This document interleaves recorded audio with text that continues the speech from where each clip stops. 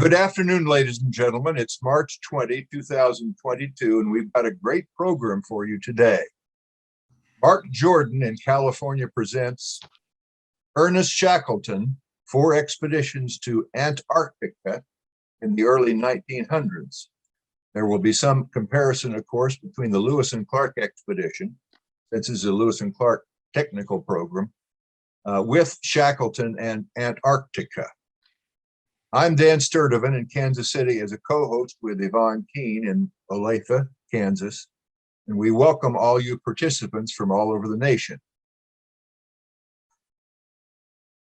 We know you will enjoy this presentation, and if you're not currently members of the Lewis and Clark Trail Heritage Foundation, you can do that at www.lewisandclark.org. Yvonne, what do we need to talk about here? Only that we still have people joining the group, so Dan will continue to bring people into the program, and everyone is muted except the speaker and Dan and I, so that we avoid any background noise to distract us from Mark's great presentation. If you have questions that arise during the presentation, please drop them into the chat box on your screen, and then when Mark finishes the presentation, we will circle back on those questions and bring them up to him for discussion. The recording is ongoing now, and I think, Dan, we're ready to introduce our speaker. Mark Jordan has taught the expedition, the Shackleton expedition, at California State University of East Bay, University of South Carolina, Beaufort, Santa Clara University, the University of California, Berkeley for Osher Long Life Learning. Mark has been awarded the Lewis and Clark Trail Heritage Foundation Meritorious Achievement Award.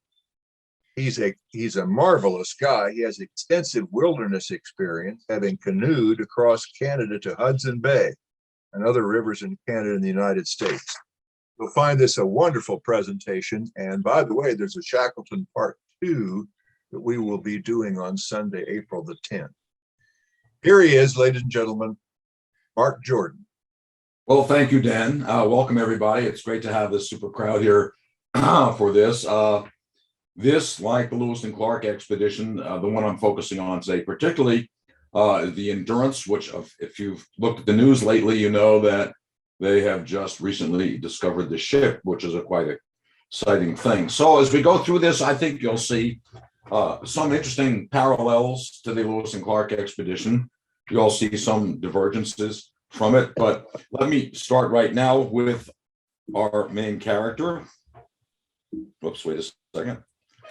Ernest Shackleton, who was born in Ireland, but his father was a physician, moved his family to England when he was a boy. He attended the Dulwich College in England, and then he joined the Maritime Marine because he could not afford to join the Royal Navy. He was really interested in becoming a sailor. He became a captain by the age of 19 and a master mariner by the age of 25. In 1901, he petitioned to join Robert Falkland Scott's attempt to reach the South Pole. And there you see a map of Antarctica, which we'll be looking at on and off as we go through this. South Pole roughly here. Scott, Shackleton, and E.A. Wilson reached 82 degrees south. That was the furthest penetration into Antarctica at the time, but they barely made it back. And here you can see Scott. You can see Wilson and Shackleton lagging behind. Shackleton had become quite ill on the return, and Scott sent Shackleton home early, purportedly due to illness.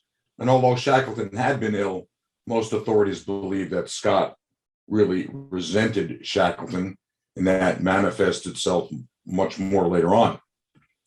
Having been bitten by the Antarctic bug in 1908, Shackleton went south again. He set out for the pole with Frank Wild, a name we will be hearing often, and 2 other men. The 4 men reached 88 degrees, 30 minutes south. They were less than 100 miles from the pole at the time. But Shackleton realized that if they added 200 miles to this brutal journey, they would not make it back alive. So doing the smart thing instead of the British thing, he turned around. and the 4 men made it back to the starting point, but barely. And there you can see the 4 of them who just after they returned. Along the return, Shackleton saw Wild was starving. Wild recorded this. Shackleton privately forced upon me his one breakfast biscuit and would have given me another tonight had I allowed him. I do not suppose that anyone else in the world can thoroughly realize how much generosity and sympathy I was shown by this. I do, and by God, I shall never forget. They had both basically totally run out of food by this time. Wild becomes incredibly loyal to Shackleton. Shackleton returned to Hero and was knighted. But interestingly, some people criticized Shackleton for abandoning the attempt, not really caring whether he made it back alive. He responded with, "Better a live donkey than a dead lion." He later learned first that Raoul Amundsen and then his former employer Scott had reached the South Pole. The difference, Amundsen made it there and back with relative ease, and Scott killed himself and the 4 others with him. Scott instantly became a hero to the British, and Amundsen was considered an interloper. Shackleton had to find another Antarctic adventure. There now remains the largest and most striking of all journeys, the crossing of the continent. And here we have a sort of parallel to Lewis and Clark. He's going to start here, come across here, and end up here.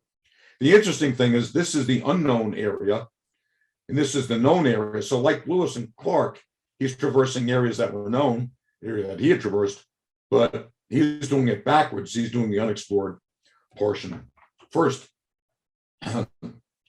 He sought sponsors and men. He posted an ad, allegedly. Men wanted for hazardous journey. Small wages, bitter cold, long months of complete darkness, constant danger, safe return doubtful, honors and recognition in case of success. And there you can see the Lewis and Clark parallel, their attempt to get men to go too.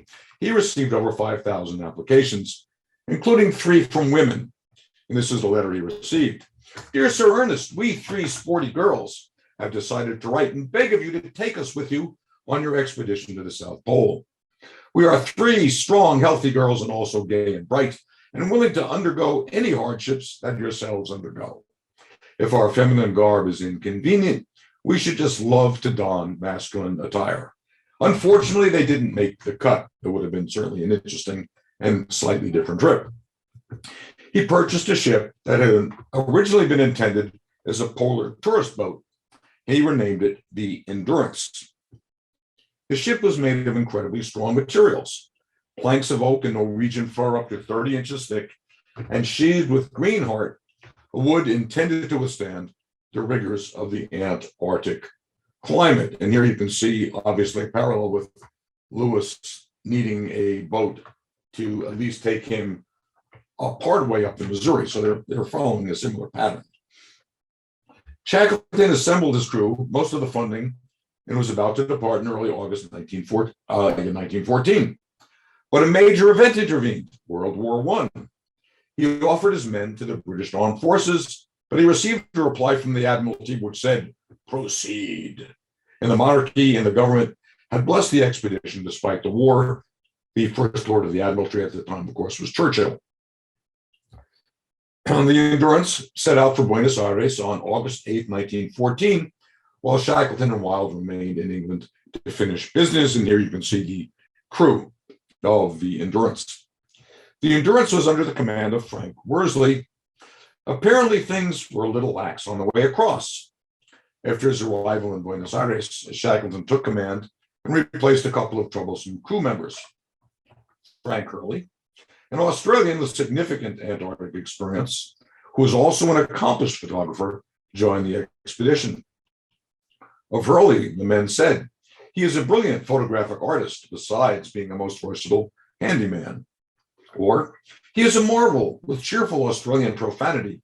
He perambulates alone aloft and everywhere, in the most dangerous and slippery places he can find, content and happy at all times, but cursing so if he can get a good or novel picture." And we will be seeing many of the incredible photographs that Hurley took while he was down there, sorry. Let me introduce more of the crew. Tom Crean, He's second officer. He had been on a number of Antarctic expeditions and was heartbroken when Scott did not choose him to make the trip to the pole in 1911. Lucky Cream. Henry Chippy McNish, he's the carpenter. He was one of the expedition's saviors. George Marston, brought along as the expedition artist. He had been with Shackleton's earlier expedition, and you will see some of his paintings.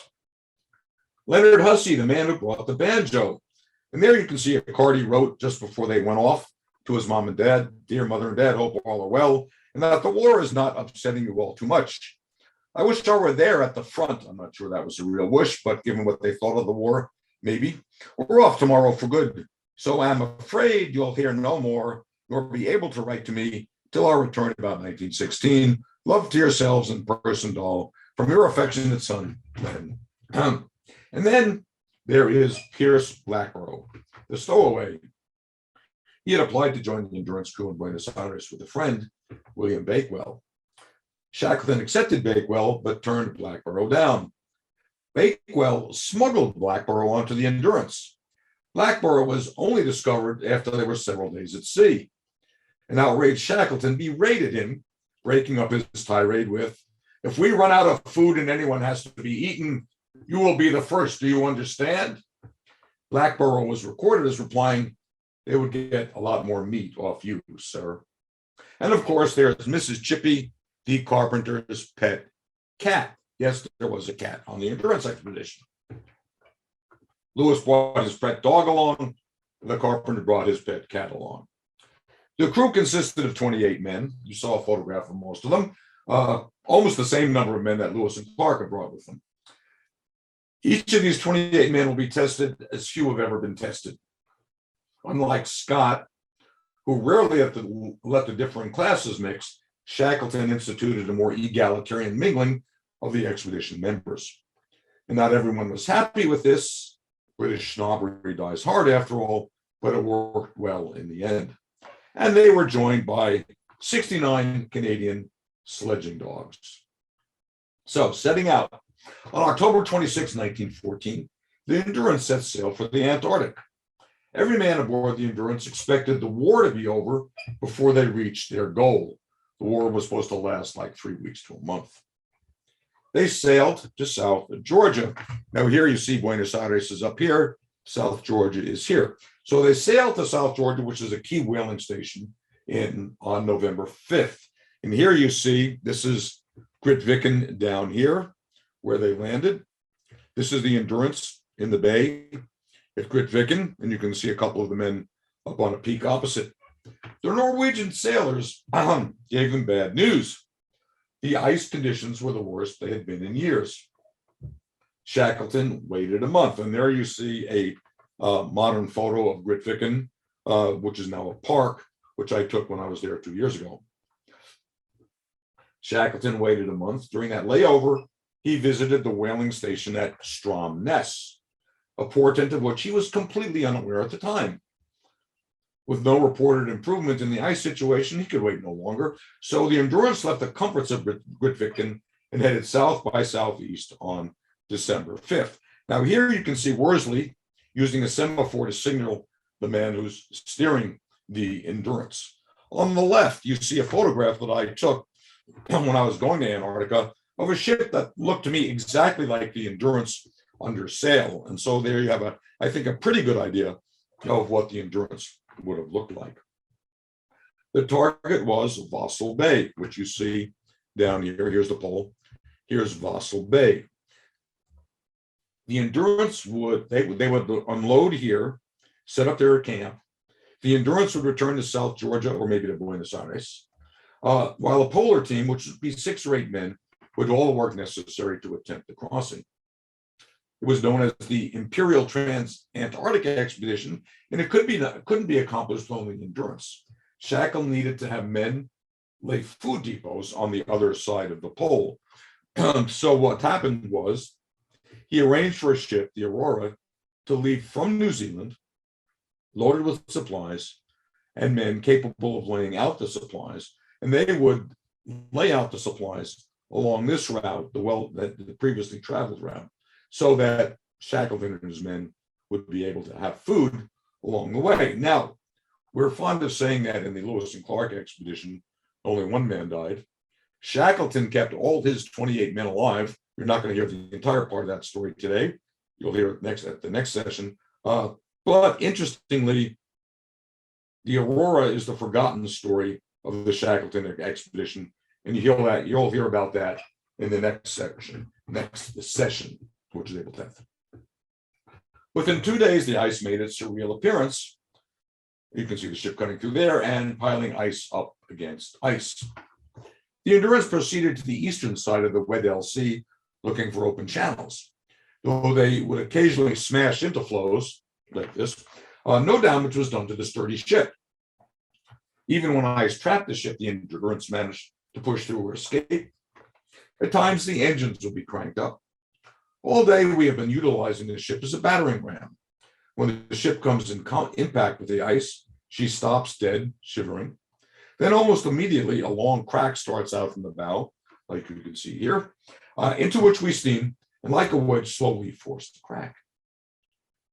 Other times, the men would get onto the ice and have to chop it away, hoping to free the ship. They celebrated a jolly Christmas with turtle soup, white bait, which is a fish, jugged hare, Christmas pudding, mince pies, dates, figs, and crystallized fruits, and had rum and stout as drinks. At midnight on December 31st, the Scots contingent broke out into Auld Lang Syne, awaking the, quote, more respectable members, unquote, of the crew, the British snobs, one of whom wrote, "Scotchmen are always a nuisance at New Year and never have voices worth speaking of." On January 13th, the crew saw pressure packs in every direction. On the evening of the 14th, they neared land. Here it would have been possible to disembark, but Shackleton decided against it because it would have added too many miles in their attempt to reach the pole.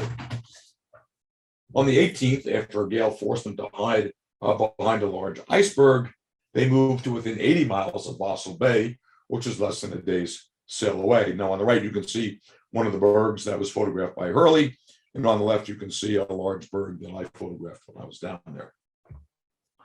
Ice floes and brash ice blocked the Endurance from getting to Vosel Bay.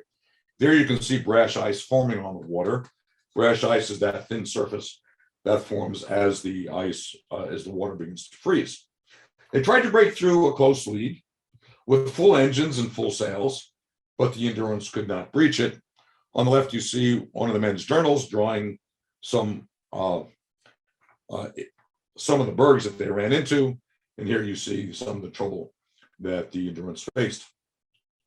By the 27th, Shackleton told the men that they would be locked into the ice for the season.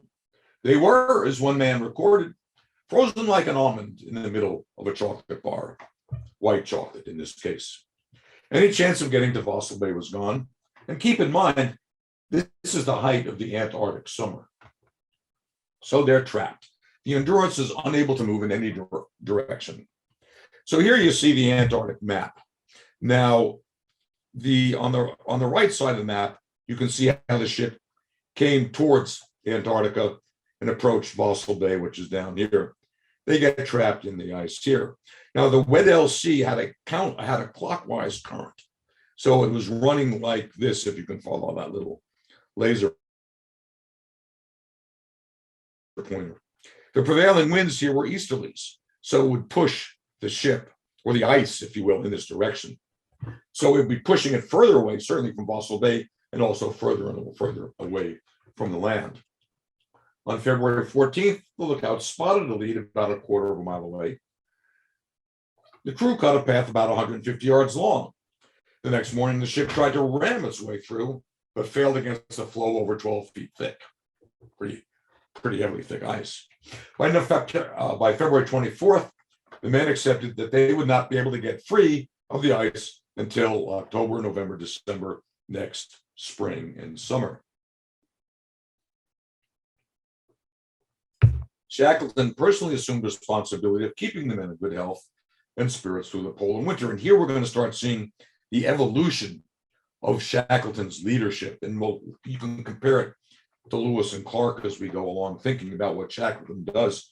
in a different situation, Oz says, than Lewis and Clark had, but the type of leadership qualities. He did have to swallow the bitter pill of disappointment, another failure. This is the third time he's tried this. Shackleton showed one of his sparks of real greatness. He did not rage at all or show outwardly the slightest sign of disappointment. He told us simply and calmly that we must winter in the pack, never lost his optimism, and prepared for winter. And there you see the 27 of the 28 men. Early is taking the photo here on the left-hand side, the right of the photograph. You can see Shackleton. To deal with sleeping quarters that were bitterly cold, Shackleton had the carpenter McNish create comfortable quarters in the storage area. And by March 11th, McNish had finished what became known as the Ritz. Each Saturday night, Shackleton distributed a ration of grog.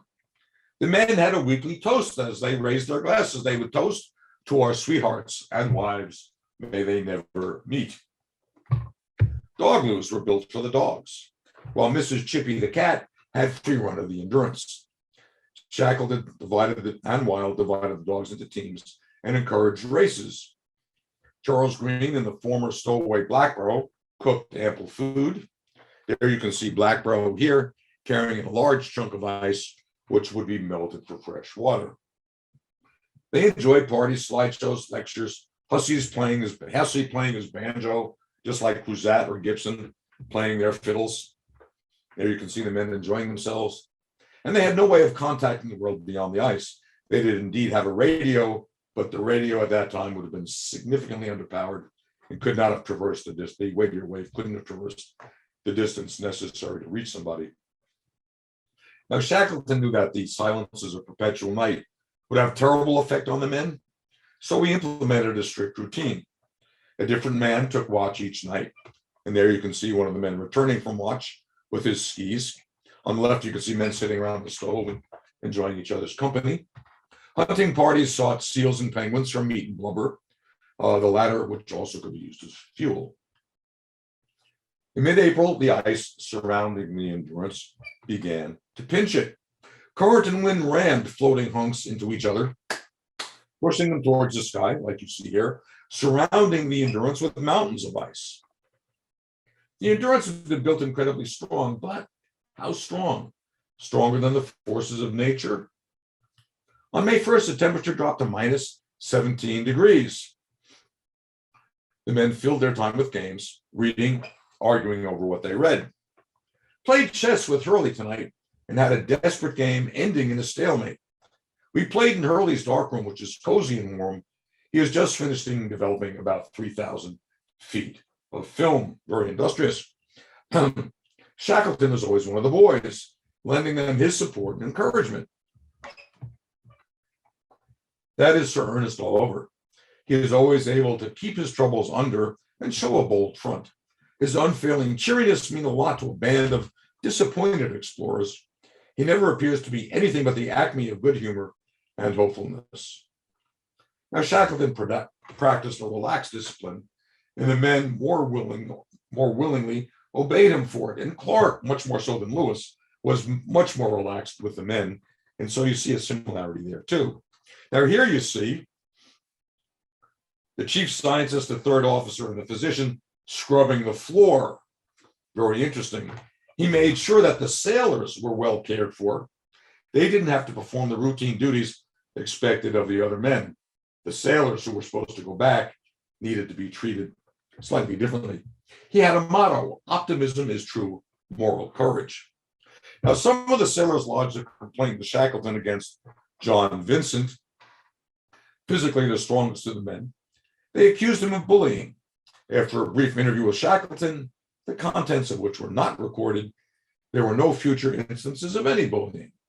The group, though quite heterogeneous, became a very cohesive unit. Should sound familiar. Now, on the left, you see these ice mounds and ropes tied to the ice mounds. That was so when there was a whiteout or fog or whatever, they could leave the ship and have a way to get back to the ship safely by holding on to those ropes.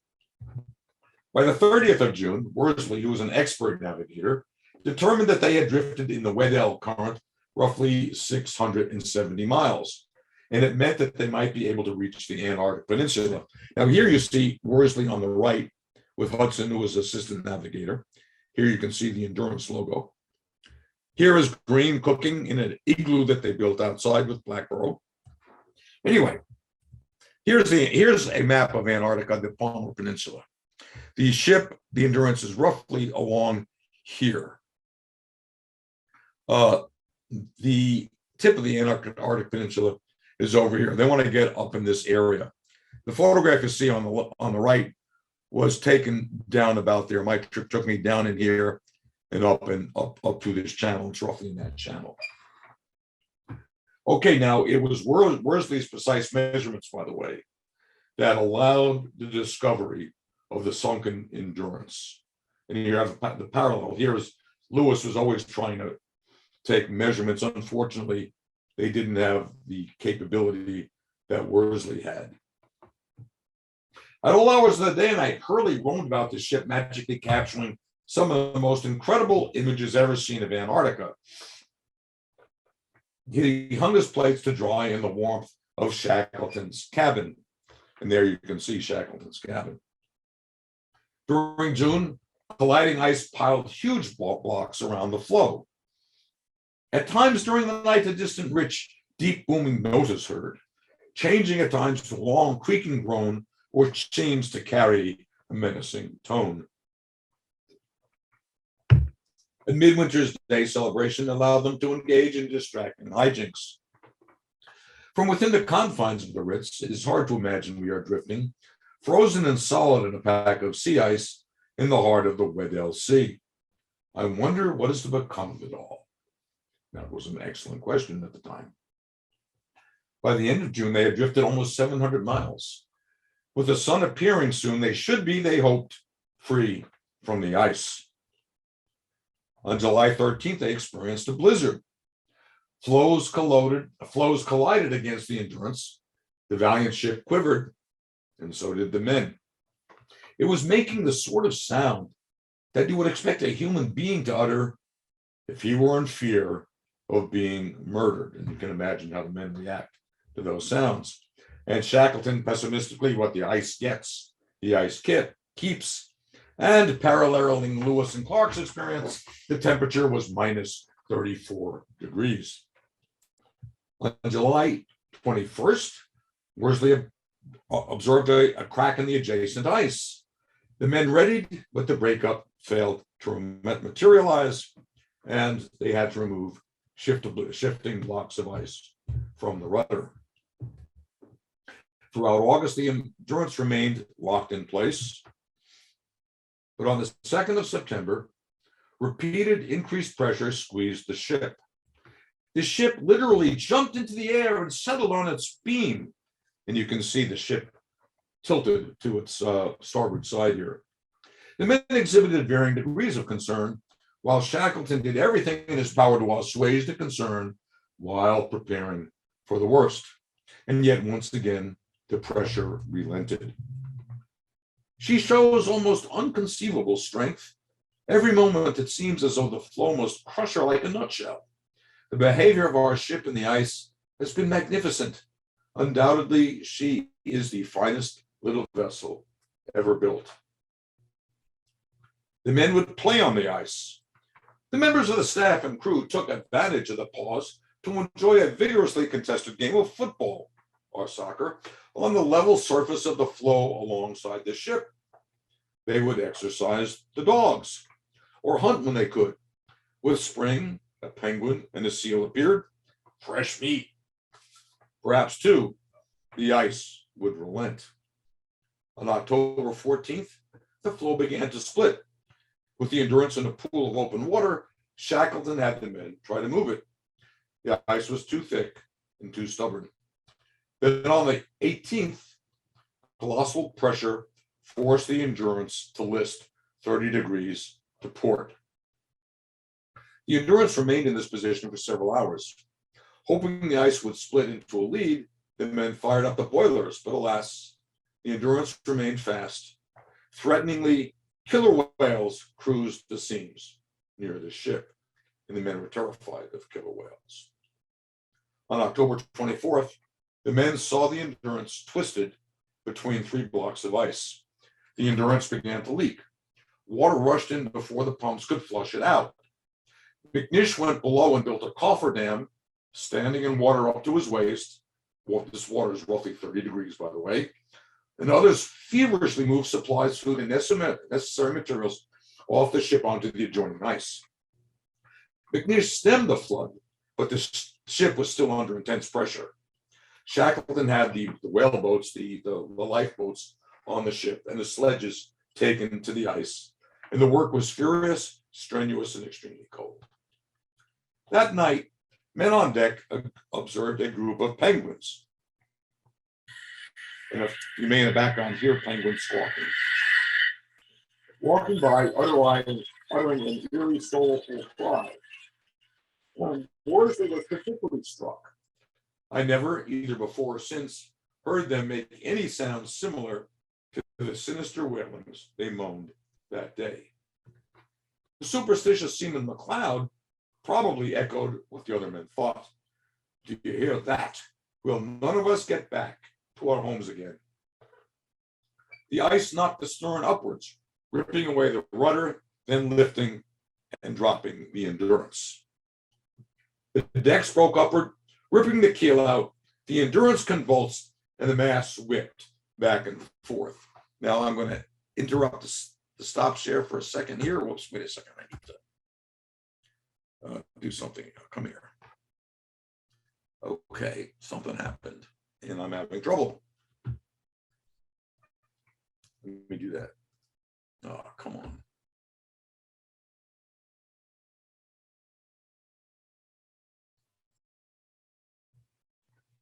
All right, I'm sorry, this something happened here and I cannot get my thing to move. Let's see.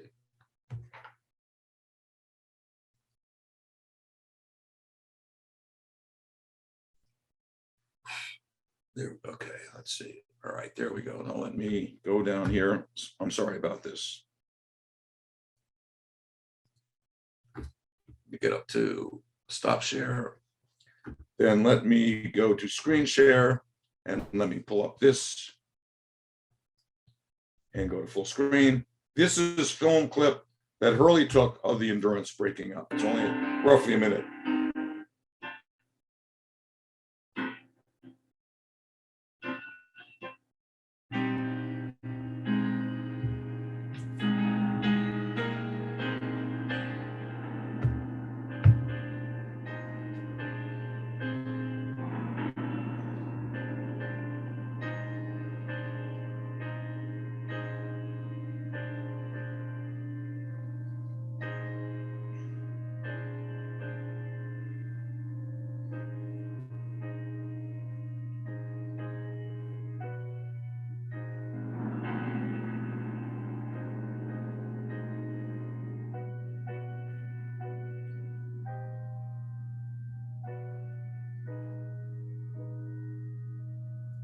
There are wonderful videos on YouTube of Hurley's films. So I encourage everybody who's interested to go in. So it's time to abandon ship. Shackleton gave the painful order to abandon the ship on the 27th of October. The men evacuated supplies, quickly, deliberately laying them on supposedly solid ice floe. They dumped the gear about, then set up tents and crawled into them, flopping into their sleeping bags without regard to the snow beneath them. They were dead tired by now, and they cared for nothing but sleep. And they lovingly named this site Dump Camp. The ship never ceased its clamor. I do not think I have ever had such a horrible, sickening sensation of fear as I had whilst in the hold of that breaking ship. Within an hour, ice crushed the Endurance sides. We are homeless and adrift on the sea ice. Could Shackleton foresee the forthcoming physical and emotional demands they would face? For as bad as their situation was, things are only going to get worse. So, a home on the ice. Like Amundsen, Shackleton had brought reindeer sleeping bags intended for the wintering party, which were warmer than the normal British canvas bags. But he didn't have enough reindeer bags to supply every one of the 28 men. Shackleton held a lottery, and by chance, all the sailors got the warmer bags. They had to keep the sailors happy. As they slept that night, Shackleton, who had been walking the campsite, felt the ice crack. He immediately woke each man, forcing them to move the tents, and they had to move 2 more times during that night. Shackleton then announced they would begin a march with 2 of the boats, the whaleboats, the James Caird and the Dudley Docker, to find open water. The nearest known place offering food, shelter, and solid ground was Paulet Island. So they're roughly here now. Let me change this if I can. Okay, they're roughly here now, and Paulet Island is over here, 350 miles away. Without emotion, melodrama, or excitement, Shackleton said, "Ships and stores have gone, so now we'll go home." They were allowed to retain the clothes they wore, 2 pair of mittens, 6 pair of socks, 2 pair of boots, and a sleeping bag, and a pound of tobacco. Shackleton allowed each man only 2 pounds of personal possessions, though Hussey was allowed to keep his banjo. Shackleton needed Hussey's lively playing and singing to keep him up. And no personal article outweighed their personal survival. They had to be ruthless to survive. And Shackleton knew that those overladen with equipment did not fare as well as those who were prepared for speed. McNish rigged sledges, boat, and sledge with gear loaded into the boat would far exceed 1,000 pounds. And the terrain could never be described as a groomed surface. Before they set out, Shackleton wrote, "I pray God I can manage to get the whole party safe to civilization." By October 30th, Shackleton, Hudson, Hurley, and Wordy led the laden sledges. Here you can see them pulling the James Caird across the ice. They were breaking trail while the boats were being pulled. Okay, now some of you are going to hate me. Before they left, Crean shot the puppies. Yes, indeed, the dogs mated, and they had puppies on the trip. And he also shot Mrs. Chippy, the cat. Sorry, guys. Well, some of the other dogs were shot by their leaders. McNish ferociously attached to his cat, really ferociously, resented Shackleton's decision, which would last the rest of his life, feeling the cat would not need that much food to survive. Pressure ridges interrupted progress every several hundred yards. You can get an idea of what it was like trying to move dog sledges over that. The exhausted men made 1 mile the first day, only 349 more to go. They moved half a mile on the second day and a quarter of a mile on the third day. This is in some respects like crossing the Bitterroots, if you will.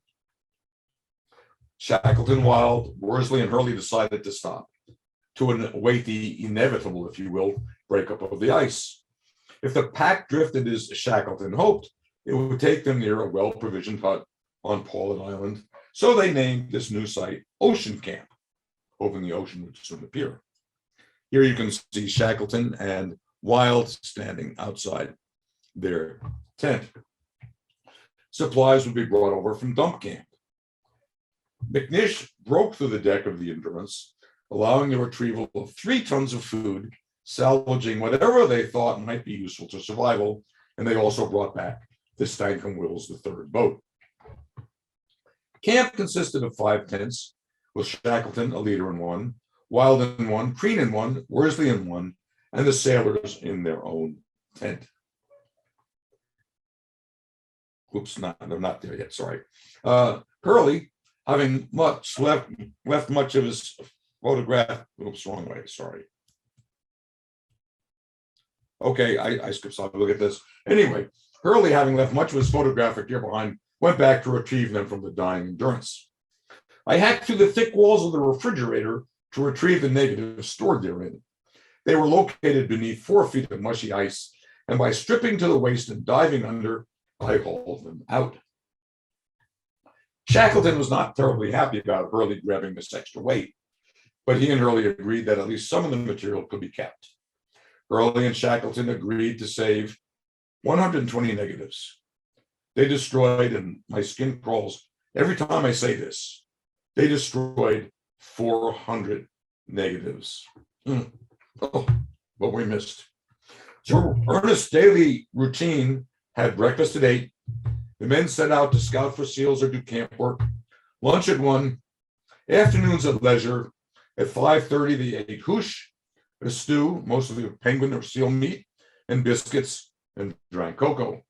Afterwards, they went into the sleeping bags, and men would serve a watch of an hour each.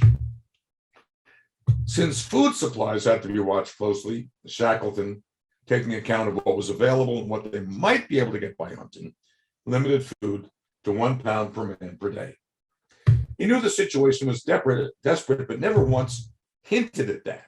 Morale, optimism outweighed practicality. He took every step he could to maintain optimism. He was prepared to go to any length to keep the party close-knit.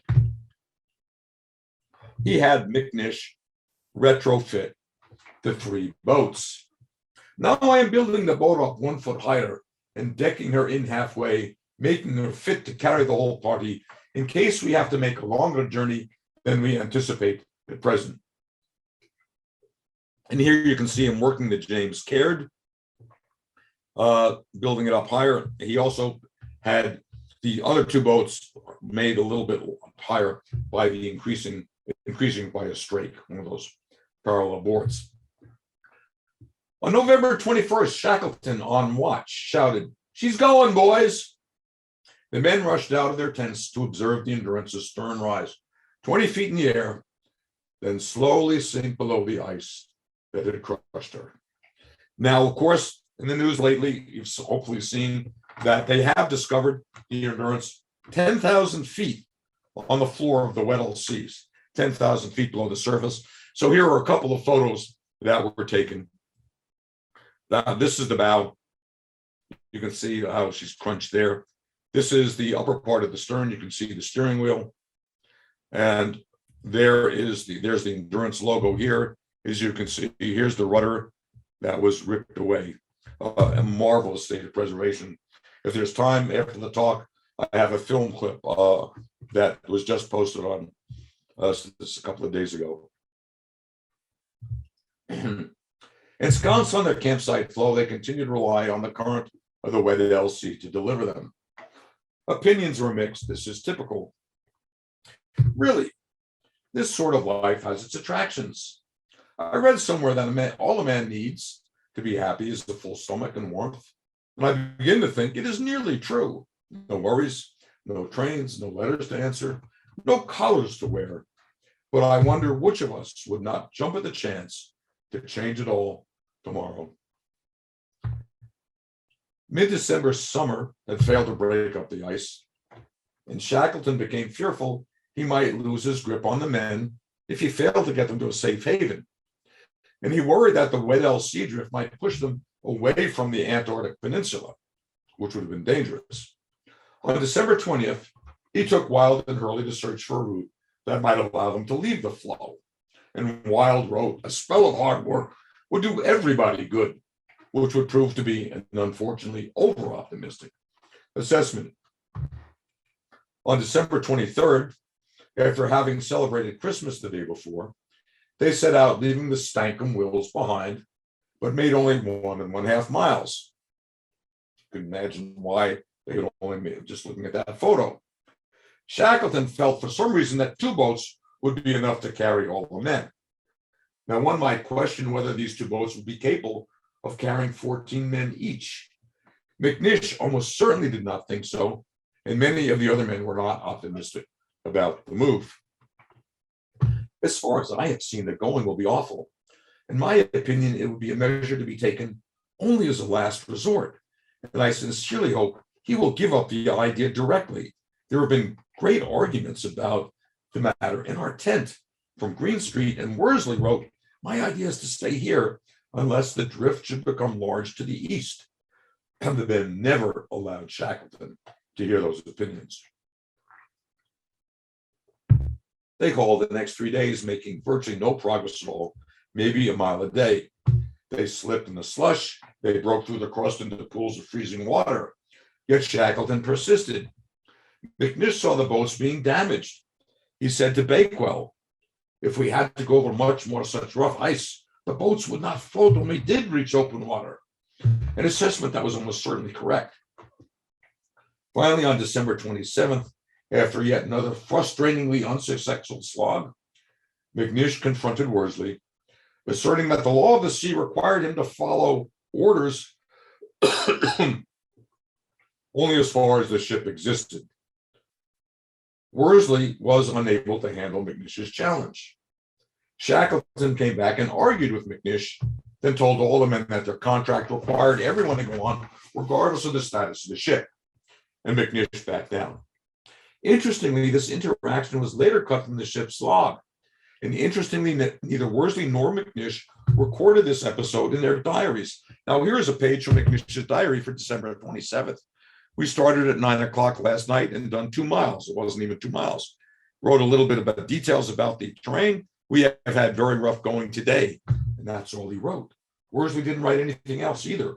And Shackleton, in his book South, says only, "The first 200 yards took us about 5 hours to cross." You could imagine what that must have been like, owing to the amount of breaking down of pressure ridges and filling of leads that was required. It was terrible work. While Worsley's reaction was typical of Worsley, he was not a leader of men. We can also say that Shackleton reacted poorly, most likely because he knew McNish was correct, and because he sensed the others felt the same way. This dented his ego in his attempt to convey optimism. Now, the situation could have been easily diffused. This is where Shackleton, as a leader, breaks down a little bit. What was McNish going to do if Shackleton had said, "All right, you stay here and fend for yourself, the rest of us will go on"? McNish had nowhere to go.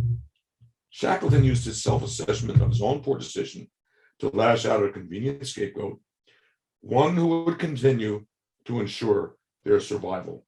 Important never to forget that. Then 2 days later, after having totaled 8 miles in 7 days, Shackleton called a halt. McNish was right. It was insane to go on. Shackleton never admitted this, but clearly McNish's revolt had the effect of ending what would have been fruitless, disheartening, and potentially damaging work. But Shackleton could not let it go. "I do not like retreating, but prudence demands this course. Everyone working well except the carpenter," keeping in mind that the carpenter arranged so they could use the sledges and get these things going. Anyway, I shall never forget him in this time of stress and strain. They set up another camp. On December 30th, the floe split. They moved again, not far, to what would be known as Patience Camp. Patience waiting for the ice to bake up. Here you can see Green with somebody else on the stove cooking. On the right, you see Shackleton and Hurley, and Hurley's skinning a penguin. McNish, perhaps with a perverse sense of satisfaction, repaired the damage to the boats. Wordy Riley noted, "The boss has changed his mind yet once again. He now intends waiting for leads and just as firmly believes he will get them as he did a week ago that the ice would be fit for sledging the boats at the rate of 10 miles a day." Obviously, Worsley was not happy with Shackleton at that point in time. Shackleton made other strange choices too. When asked if they could kill more penguins to lay up a store of food, he refused. He reasoned that if they laid up the food, the men would get the wrong message. Rather foolish, as things have not turned out at all as he had estimated, and it is best to be prepared for the possible chance of having a winter here. Then Shackleton decided that more dogs needed to be shot, as they could not be fed with existing food supplies. Some of the men disguised their outrage. The present shortage of food is due simply and solely from the boss refusing to get seals when they were to be had, and even refusing Ord Lees to go out and look for them. His sublime optimism all the way through being, to my mind, absolute foolishness. When Ord Lees killed 3 seals, Shackleton would not permit him to bring them to the camp. Wild shot the dogs on January 14th. This duty fell upon me and was the worst job I ever had in my life. I have known many men I would rather shoot than the worst of the dogs. And McNish, whose cat had been shot, said, one of the saddest events since we left home. On the 15th, Hurley and Macklin, using some of the remaining dogs, brought back supplies from Ocean Camp, including canned vegetables, tapioca, dog pemmican, and jam. And then the following day, Hurley's dogs were shot. Hail to thee, O mad leader Shakespeare. I shall ever remember thee, fearless, faithful, and diligent. Now only Macklin's team remained.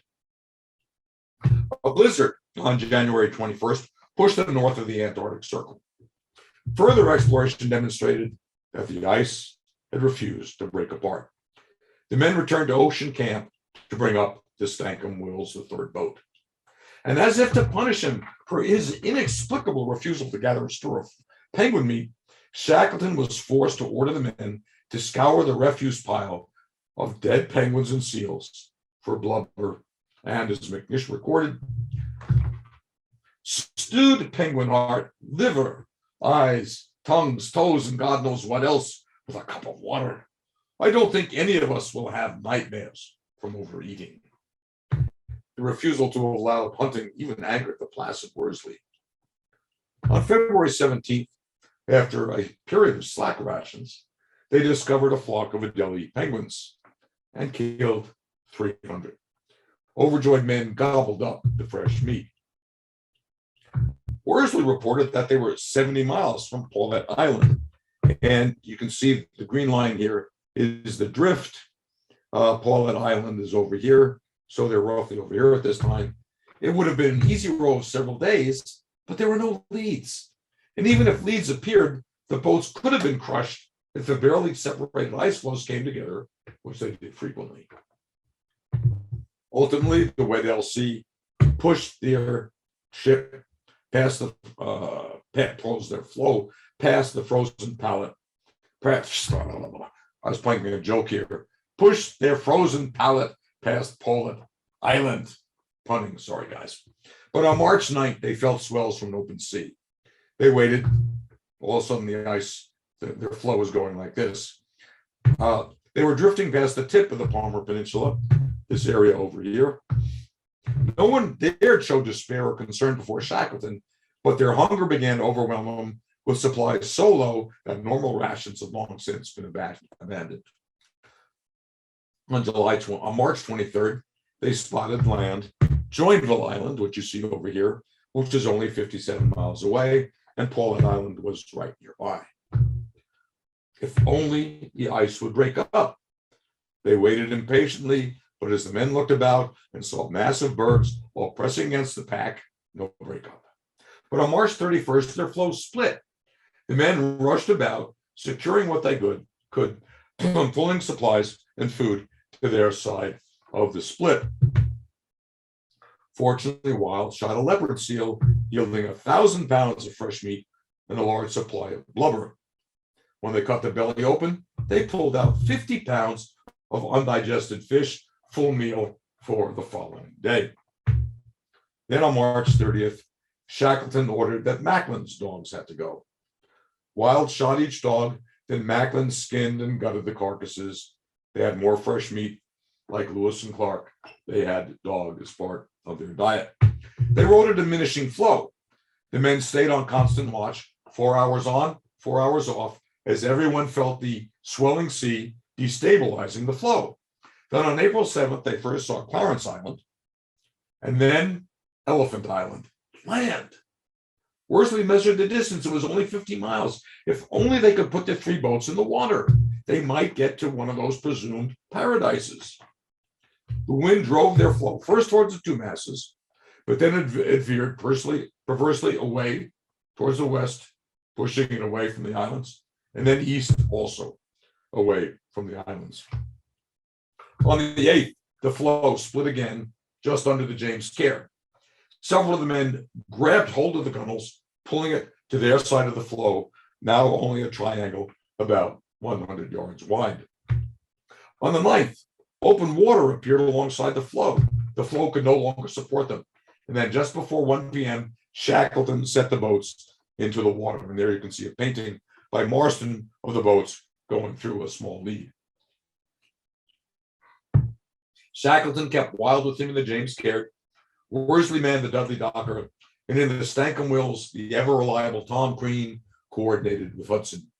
In the heavy swell, they carefully navigated between floating ice mounds. Our first day in the water was one of the coldest and most dangerous of the expedition. The ice was running riot. It was a hard race to keep our boats in the open leads. We had many narrow escapes from being crushed when the larger masses of the pack would come together. And you can see the size of those things when they come together. They would have done severe damage to the boat. A tide rip pursued them for a while, ice churning earnestly towards the three boats. At the head of an ice tongue that nearly closed the gap was a wave-worn berg shaped like some curious antediluvian monster, an icy Cerberus guarding the way. The men pulled at the oars narrowly, avoiding colliding with the mass. They found a floe 200 feet by 100 feet. Restless as ever, Shackleton recorded, I started to walk across the floes in order to warn the watchman to look carefully for cracks. And as I was passing the men's tent, the floe lifted on the crest of a swell and cracked right under my feet. Sailors Howe and Holness dropped into the water between the crack. Howe managed to quickly drag himself back onto the floe, but Shackleton had to heave Holness's sleeping bag out to the ice just before the two chunks collided. Shortly afterwards, it split, leaving the Caird on the other side of the crack. Several men jumped the crack and pushed the Caird over. Then every man jumped back. When it was Shackleton's turn to jump, the crack was too large. In the dark, they put the Stankham Wills in the water and rowed to Shackleton and transported him back. On April 10th, they finally slipped into open water. But open water meant the full force of the wind. And here you can see a painting by Marston again of them going into open water. And there you see the diary for April 10th of 1916. Their meat-only diet quickly weakened their efforts to propel the boats.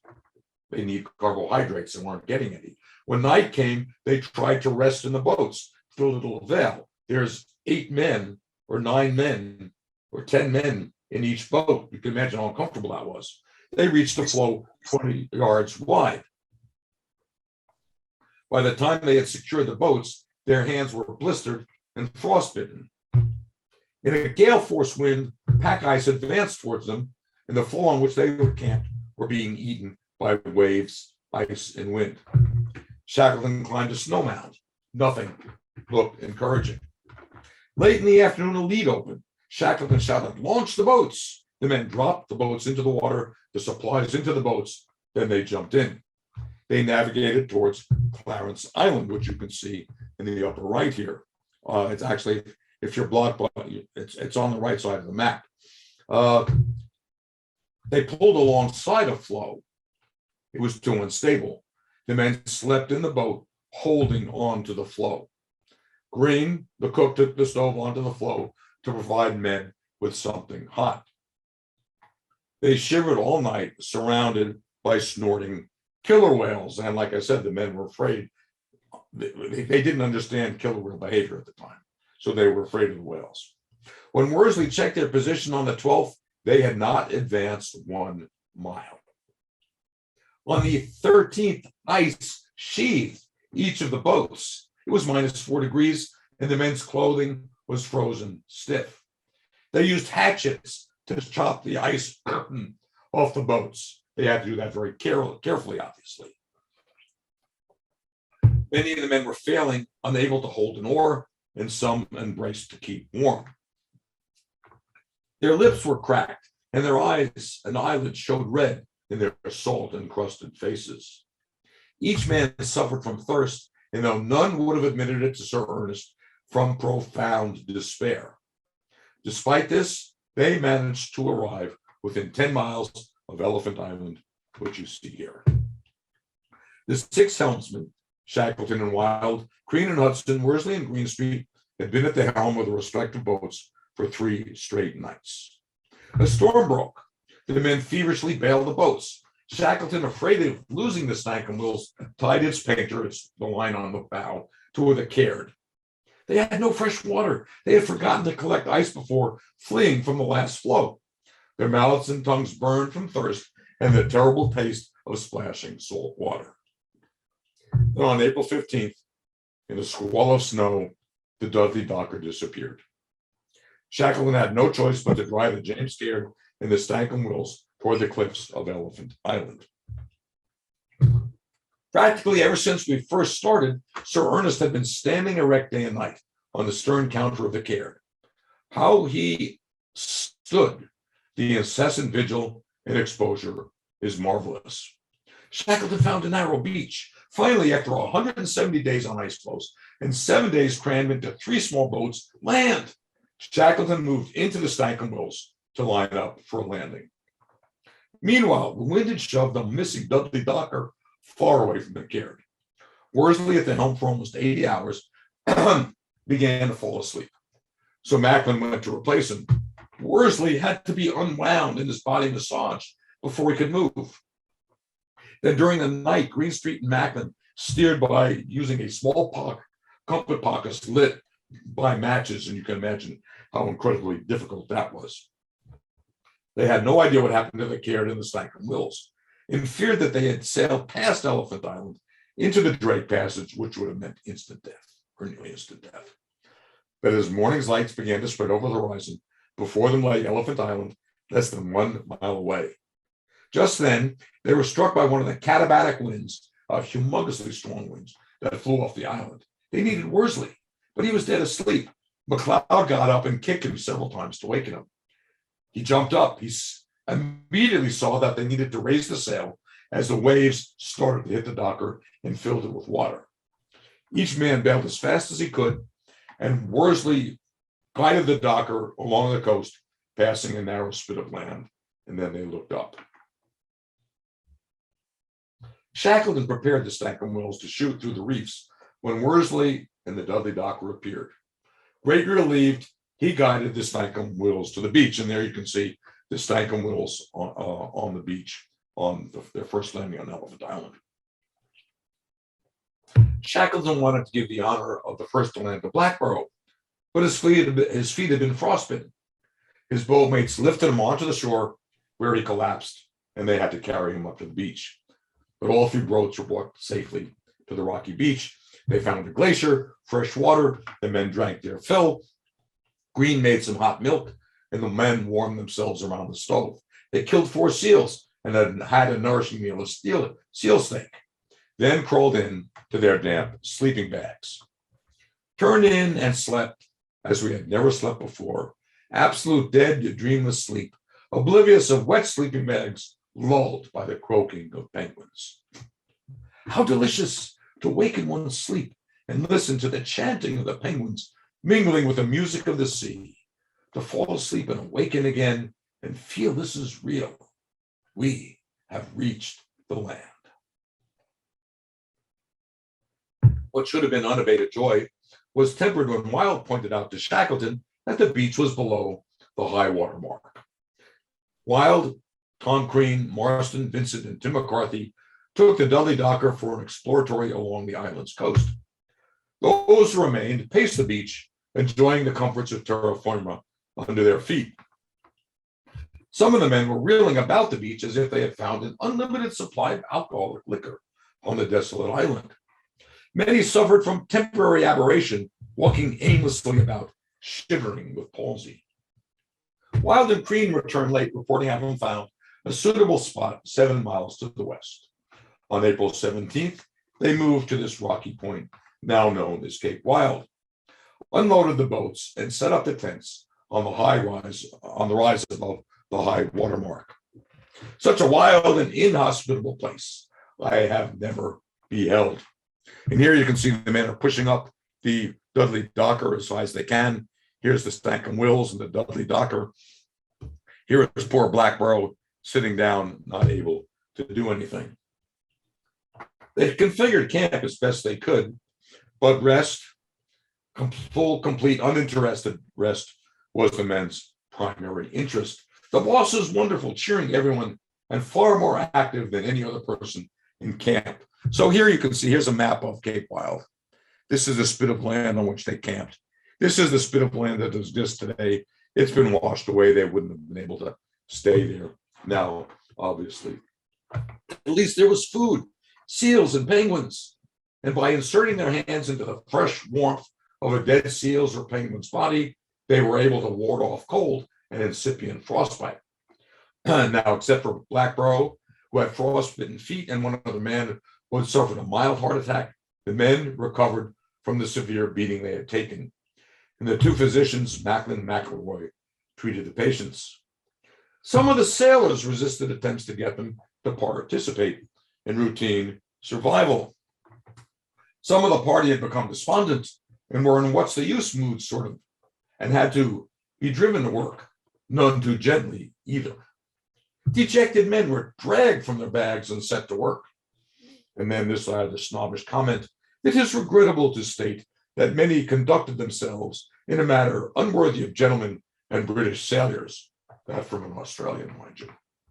One wonders if this is a fair assessment. The sailors had expected to spend the last half year in Buenos Aires. They had just experienced one of the worst 7 days any sailor could imagine. It should have been no wonder that these individuals, who had struggled mightily to save each other, might want and deserve a rest.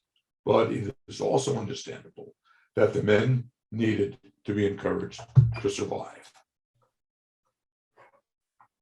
Shackleton, Wild, and Worsley conferred on their predicament.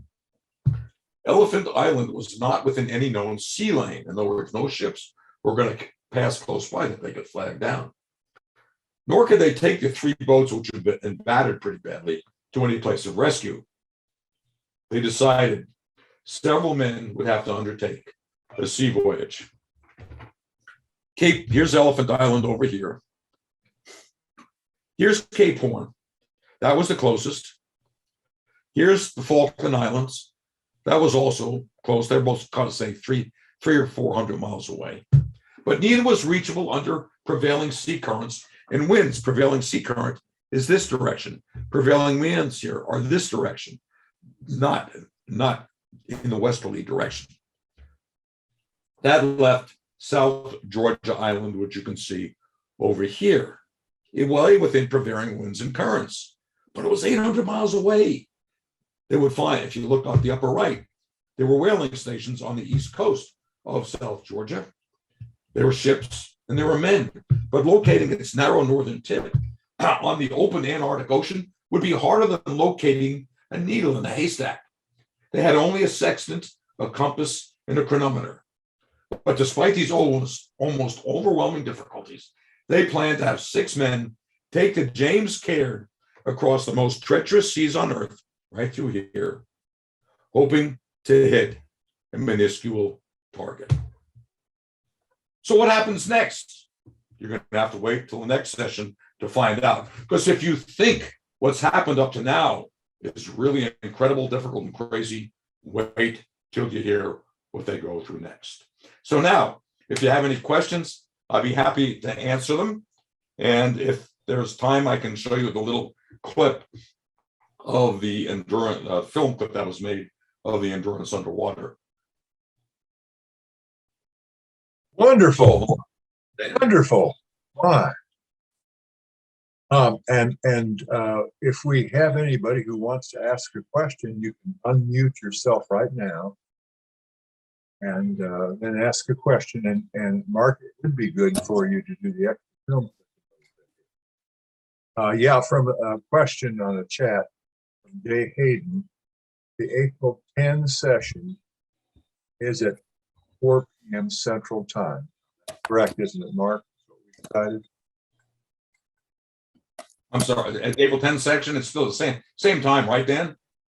April 10, Sunday, 4 p.m. 4 p.m. 2 p.m. Pacific. Can I ask a question, Dan? You bet, Aaron. Mark, when you did you do the same thing as Shackleton? Did you follow his path by yourself, or did you have a guide? Because all the wonderful pictures that you took, how'd you do that? Yeah, okay. I took a National Geographic trip that covered the Antarctica, the Falklands, South Georgia Island, and the Falklands. So to the extent that we did not go into the Weddell Sea, we were on the north end of the Weddell Sea. We were on some of the islands that they would have been near.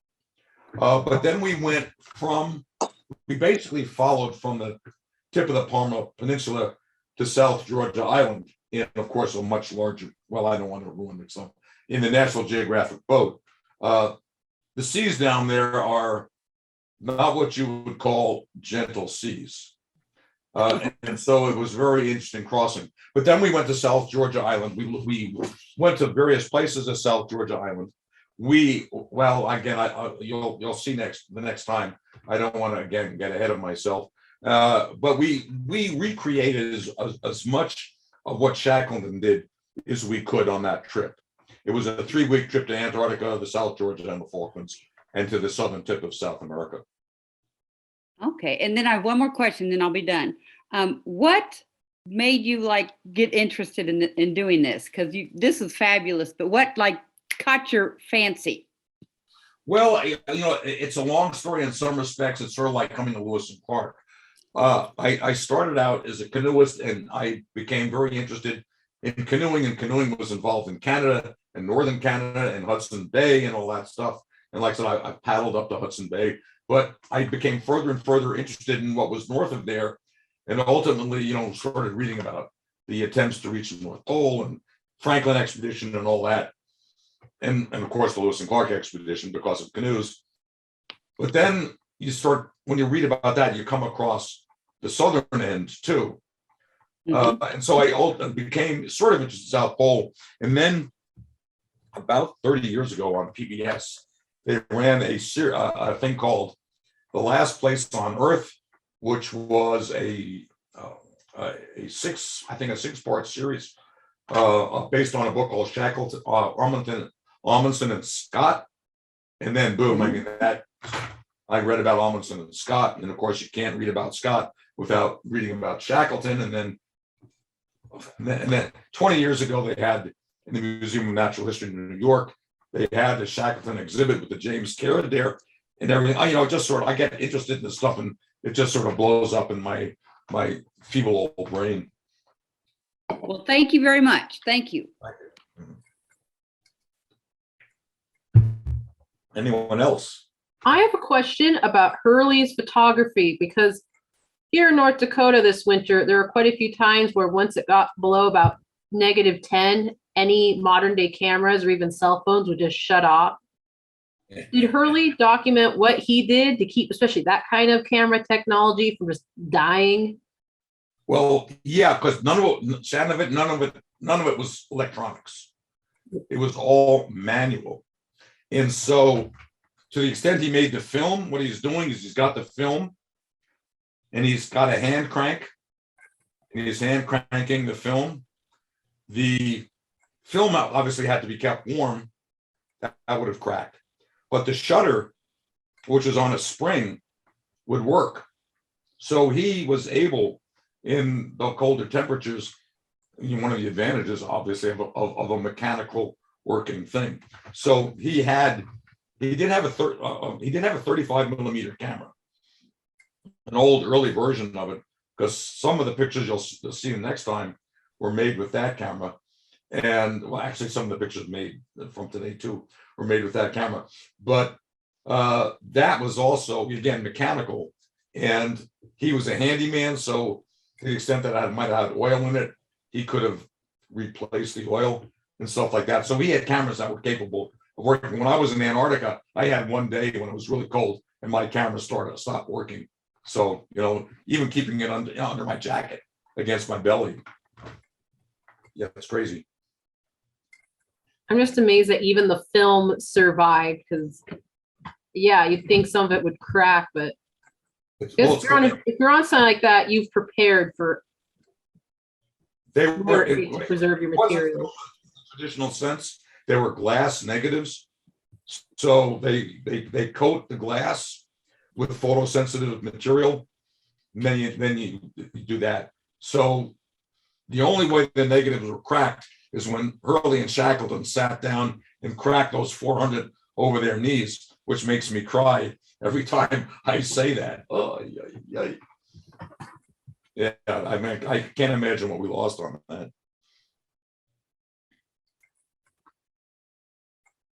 Yvonne, the chats. We have a lot of thank yous, Mark. Okay, since there's no, let me do this then. Let me show you, let me find it here.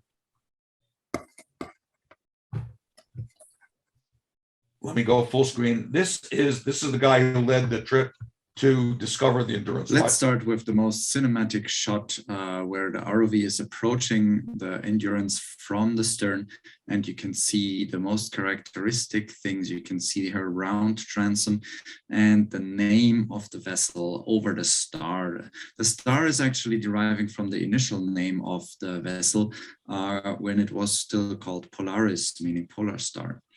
Now I enhanced the picture a little bit, and underneath you can see a big fat wooden timber line, and that is the rudder that was ripped away by the ice pressure, and behind it you can actually see quite some damage to the stern post area. Moving up a little bit, we can see the steering wheel and companionway down into the ship. Also pay attention to this porthole on the starboard side of the ship.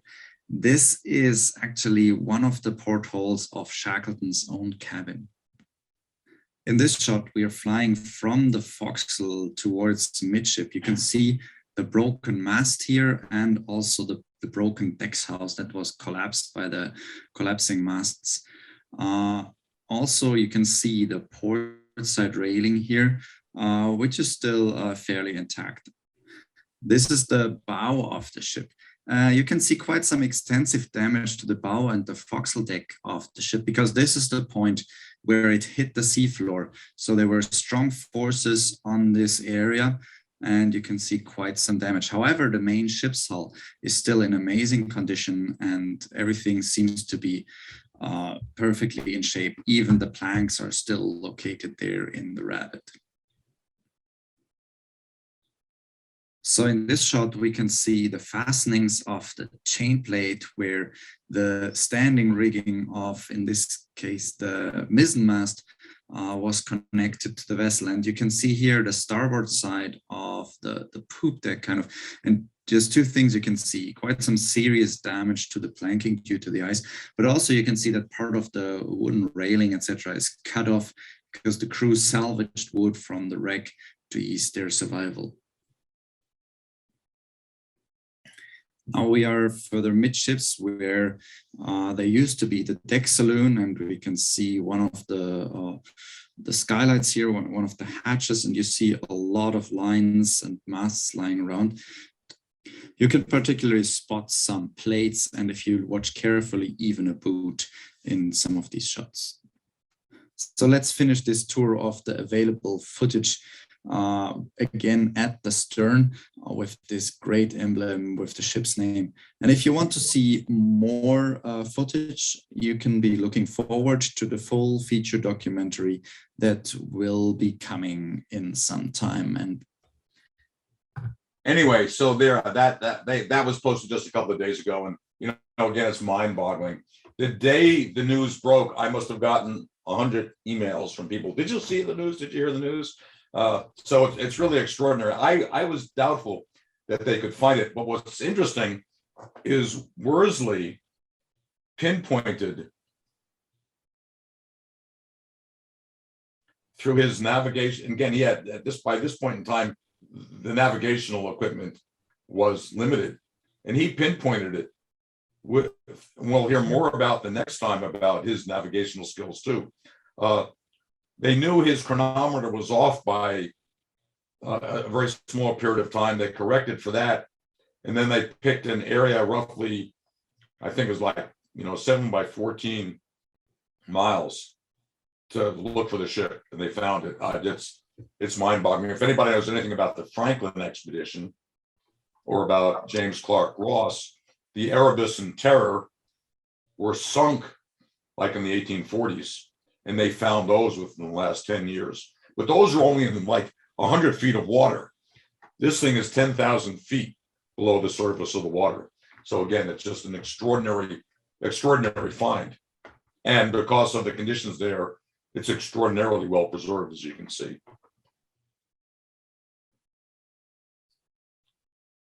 Any more questions? Bombard me if you want. I'm happy. Yeah, there were a couple questions. One was Shackleton living descendants, if you're aware, and Tom Crean. What about Tom Crean?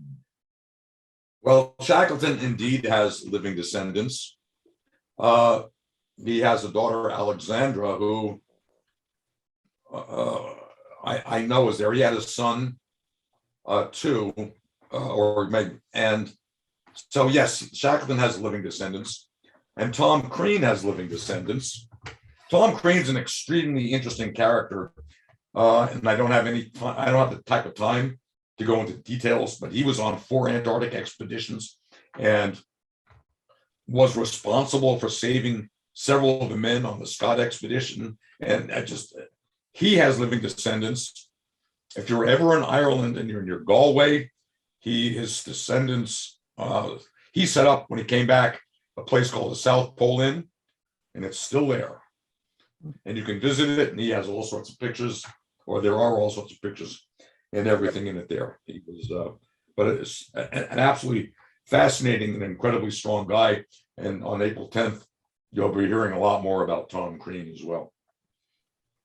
And Dan, I see a picture here. Mark, if you will tell us where you're from, please. Where I'm from, right this particular instant in my life, I live in Walnut Creek, California. All right, thank you. That's all the questions I see, Dan. Maybe you see some more.